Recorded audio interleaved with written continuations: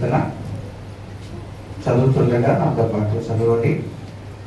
యెహోవా అగాధ స్థలములలో నుండి నేను నీకు మొరపెట్టుచున్నాను. ప్రభువా, నా ప్రార్థన ఆలకింపుము.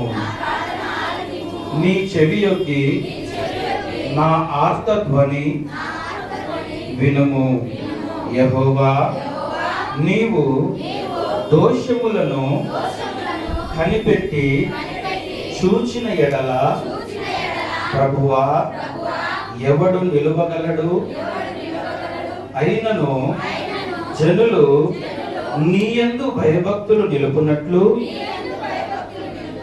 నీ యొద్ద క్షమాపణ దొరుకును. యెహోవా కొరకు నేను కనిపెట్టుకొనుచున్నాను. నా ప్రాణము ఆయన కొరకు కనిపెట్టుకొనుచున్నది. ఆయన మాట మీద నేను ఆశ పెట్టుకొని ఉన్నాను. కావలి వారు ఉదయము కొరకు కనిపెట్టుట కంటే ఎక్కువగా నా ప్రాణము ప్రభువు కొరకు కనిపెట్టుచున్నది. కావలి వారు ఉదయము కొరకు కనిపెట్టుట కంటే ఎక్కువగా నా ప్రాణము కనిపెట్టుచున్నది. ఇశ్రాయేలు, యెహోవా మీద ఆశ పెట్టుకొనుము. యెహోవా యొద్ద కృప దొరుకును.